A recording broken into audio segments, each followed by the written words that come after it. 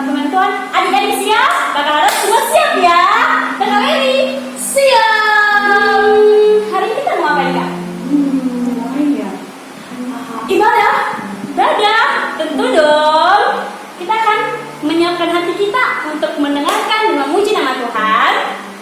Kita akan nyanyikan satu buah lagu. Bapa Engkau semua. Semua adik-adik akan siap doanya. Kita akan pujian Bapa Engkau mulai.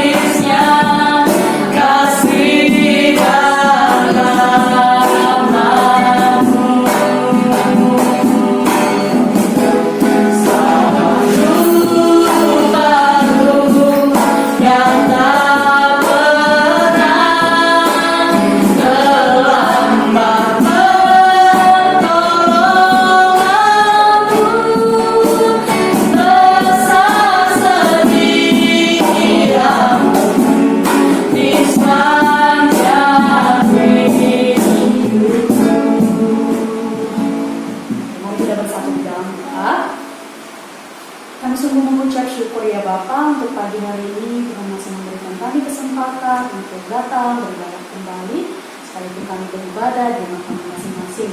Tuhan, biarlah Tuhan yang menolong untuk ibadah yang kami lakukan pada hari ini.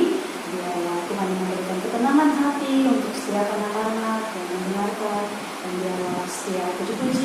firman Tuhan yang kami dengar ya Tuhan, bisa kami mengerti, bisa kami pahami, dan biarlah semuanya menjadi kemuliaan bagi nama Tuhan. Terima kasih ya Tuhan, di dalam nama Tuhan Yesus kami sudah berdoa dan mengucap syukur. Amin. Nah, adik-adik semua, kita akan melanjutkan untuk memuji nama Tuhan. Adik-adik tahu nggak kalau adik-adik semua dan kakak Yuni dan kakak Mary itu istimewa? Karena apa? Ya, karena kita semua adalah anak Tuhan Yesus. Kalau begitu, kakak semua mengajak kita untuk bangkit berdiri. Kita angkat satu pujian, Aku Istimewa. Musik!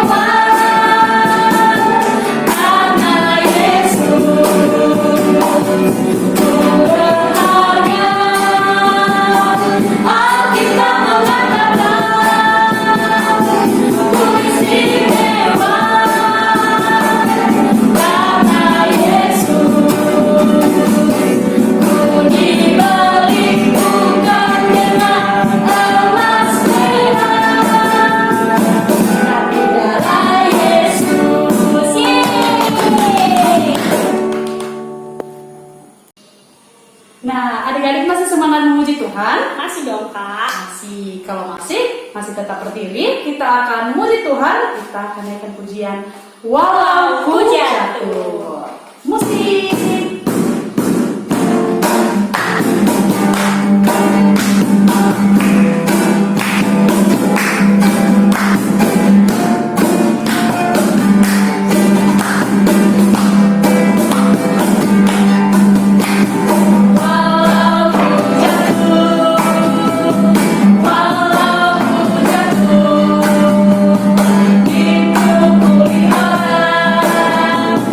Jauh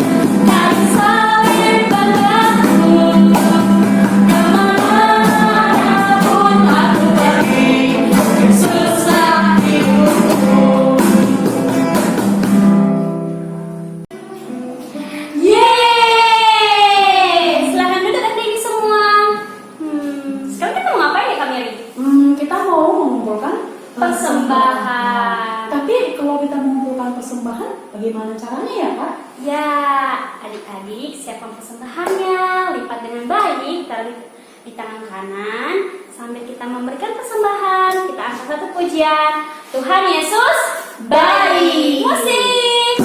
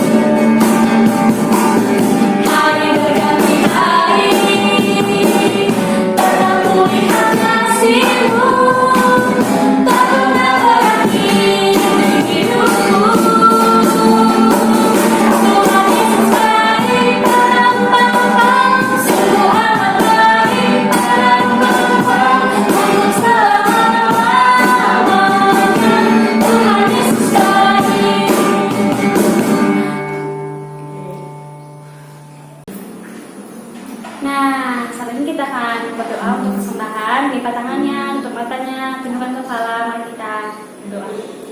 Tuhan, kami telah memberikan persembahan.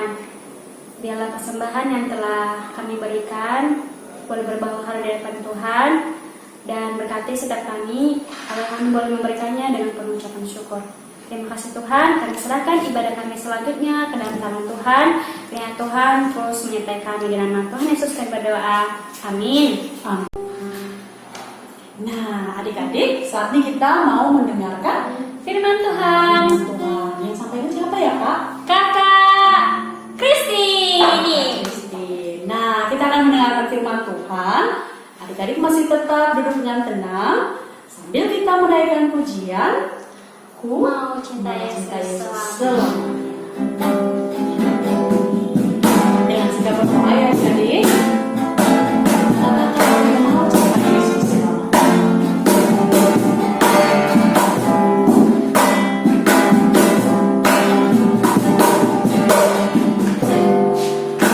Mau cinta Yesus selamanya. Mau cinta Yesus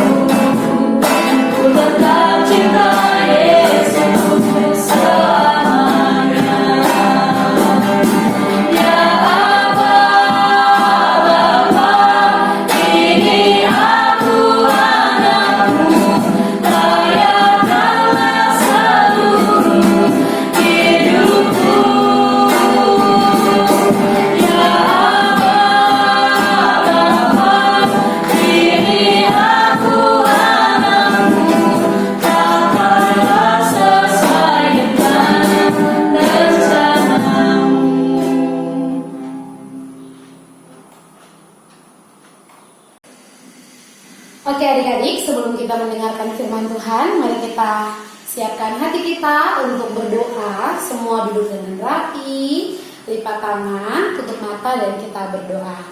Mari kita menghadap Tuhan. Di dalam doa kita berdoa.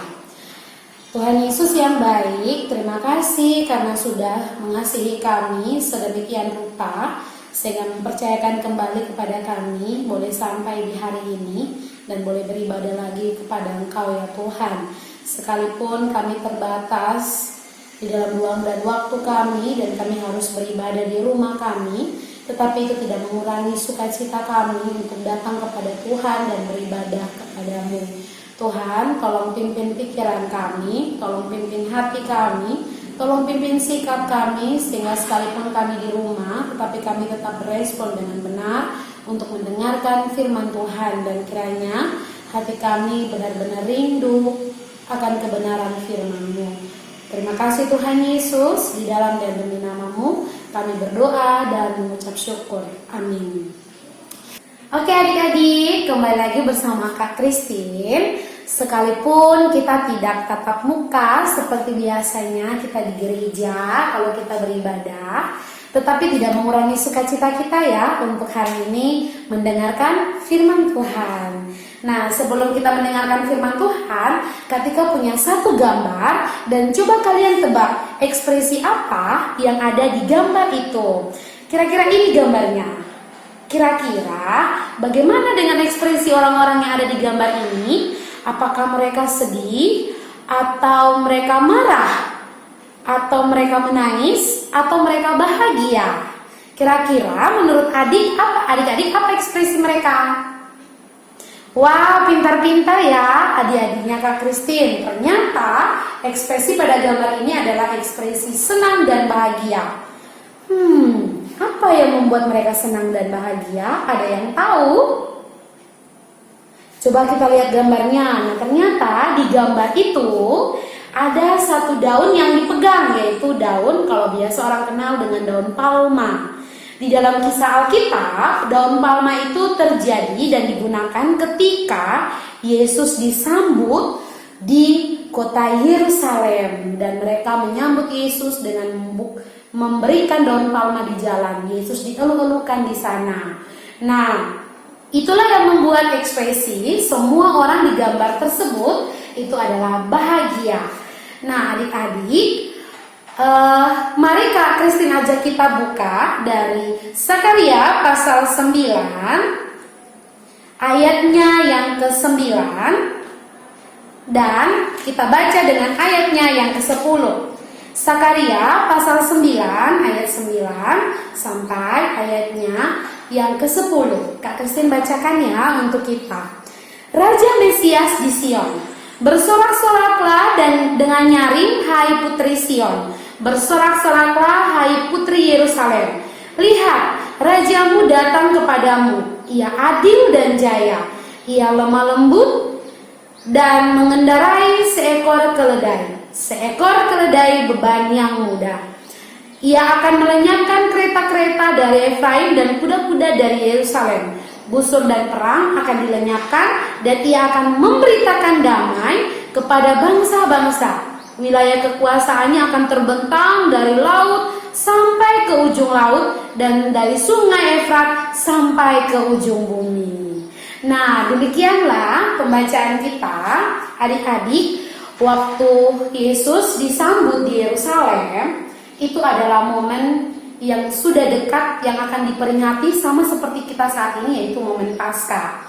Dan Yesus kemudian berjalan dari Galilea menuju Yudea dan kemudian mau masuk ke Yerusalem, karena tradisi Paskah semua orang Yahudi harus kembali ke Yerusalem, dan Yesus melakukan itu.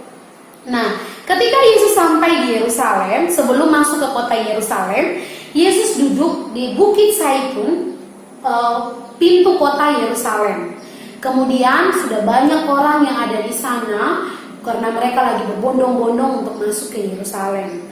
Ketika Yesus sedang duduk beristirahat bersama dengan murid-muridnya, maka Yesus berpaling dan menyuruh dua anggota muridnya untuk pergi ke ujung desa untuk mengambil seekor keledai betina yang sedang diikat bersama dengan anaknya. Dan Yesus mengatakan, bawakan dua keledai itu kepada saya.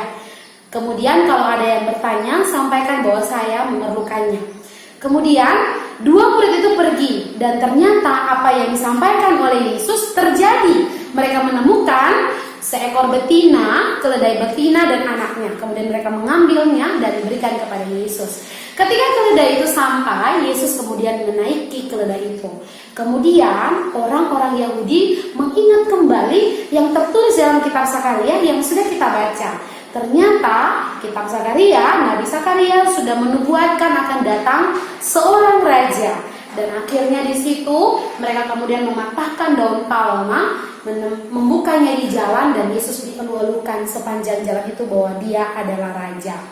Mengapa orang begitu bergembira dan senang? Karena mereka kembali mengingat nubuat yang dituliskan di dalam kitab Zakaria bahwa seorang raja akan datang. Ia adil dan jaya, ia lemah lembut dan mengendarai seekor keledai, sehingga mereka mengatakan dan mengeluh-elukan dia sebagai raja. Nah, bagaimana seharusnya raja itu datang? Apakah raja itu datang di dalam kesederhanaan seperti yang dilakukan oleh Yesus? Ataukah raja itu harus datang di dalam kemewahan dan kemegahannya dia? Nah, adik-adik, Tuhan Yesus memilih cara yang berbeda. Tuhan Yesus datang sebagai raja di dalam kesederhanaannya. Dan ternyata di dalam kesederhanaannya itu Tuhan Yesus kemudian membawa perubahan yang besar. Bukan saja perubahan kepada orang-orang Yahudi yang kemudian menanti-nantikan kedatangan Mesias, tetapi perubahan itu juga kepada semua bangsa yang sudah tertulis di dalam kitab Zakaria pasal 10. Ia akan memberitakan damai kepada bangsa-bangsa. Wilayah kekuasaannya terbentang dari laut sampai ke ujung laut dan dari sungai Efrat sampai ke ujung bumi. Damai yang Yesus bawa di dalam kesederhanaan itu bukan cuma saja untuk orang Yahudi, tetapi untuk semua orang dan terbentang sampai di seluruh dunia. Nah, tetapi momen hari itu Yesus kemudian harus ditangkap dan disalibkan.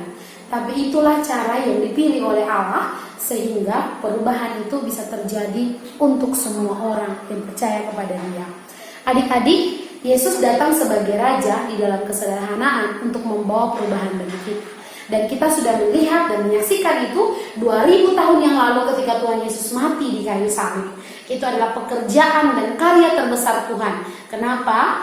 Dia begitu mengasihi kita sebagai manusia sehingga akhirnya dia datang ke dunia dan dia mau mati di kayu salib untuk Kak Christine dan juga untuk adik-adik semua. Dan dialah yang dituliskan di dalam kitab Zakaria sebagai Raja Damai. Karena damai itu kemudian tersebar bagi semua orang percaya. Ketika tahu bahwa saat ini mungkin kita lagi ketakutan dengan keadaan dunia yang mengkhawatirkan karena virus. Tapi kita harus ingat beberapa waktu ke depan kita akan merayakan momen Paskah, seperti apa yang tertulis di dalam kitab ini, bahwa Yesus ketika diluluhkan ke dalam kota Yerusalem, dia sedang memperingati momen Paskah bersama dengan seluruh orang Yahudi. Dan kita juga akan merayakan Paskah bersama dengan semua orang percaya di masa dan waktu ini. Harapan Kak Tika, kita tidak sampai dihilangkan fokusnya dengan keadaan dunia, tapi kita tetap mengingat kembali pernah ada Raja Damai yang datang untuk kita semua, sehingga kita semua memiliki damai yang kekal. Hari ini Kak Christine sudah menjadi anak raja. Kalian semua sudah menjadi anak raja. Dan raja kita yaitu Kristus Yesus yang sudah mengerjakan karya keselamatannya bagi kita semua. So, jadi kalau jadi anak raja, kita harus jadi anak yang seperti apa?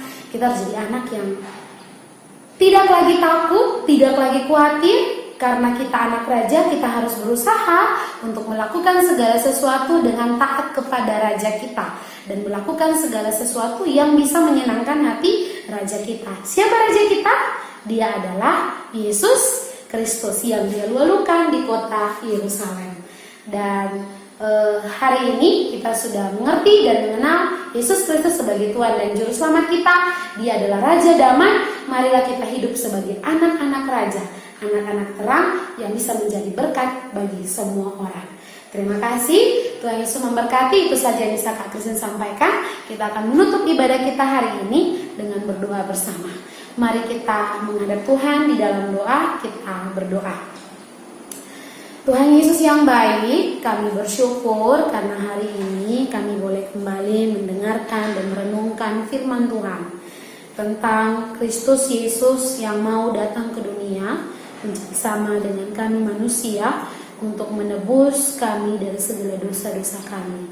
Tuhan, walaupun kami sadar bahwa Engkau datang di dalam kesederhanaan, tetapi kesederhanaanmu itu membawa perubahan yang besar, bukan saja bagi orang-orang yang menyaksikan secara langsung Kristus di kota Yerusalem dan mengeluarkan Yesus, tetapi juga bagi kami hingga pada masa dan saat ini. Terima kasih Tuhan untuk anugerah damai sejahtera yang masih Tuhan anugerahkan bagi kami sampai saat ini. Tolong kami supaya kami benar-benar bisa hidup menjadi anak-anak Raja yang bisa membawa berkat dan menjadi berkat dimanapun kami berada. Tolong kami supaya kami benar-benar mengerti bahwa Yesus Kristus adalah Raja dalam kehidupan kami. Raja yang kekal, Raja yang damai, Raja yang lemah lembut, Raja yang setia mengasihi kami, Raja yang selalu dan senantiasa menyertai kehidupan kami.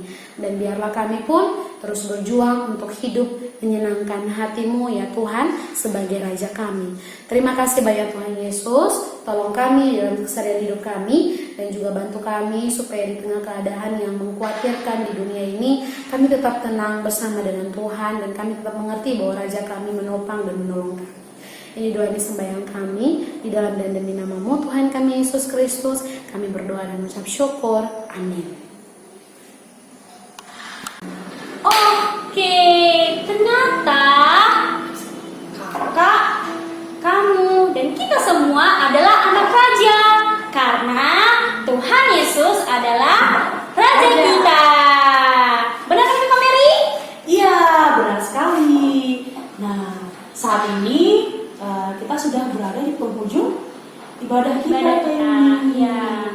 Nah, kita akan menyanyikan lagu Aku Anak Raja, Engkau Anak Raja. Tapi sebelumnya, Kak Mary dan Kak Yuni mau mengucapkan Selamat hari Minggu. Tuhan Yesus Memberkati. Oke, adik-adik mau tutup diri.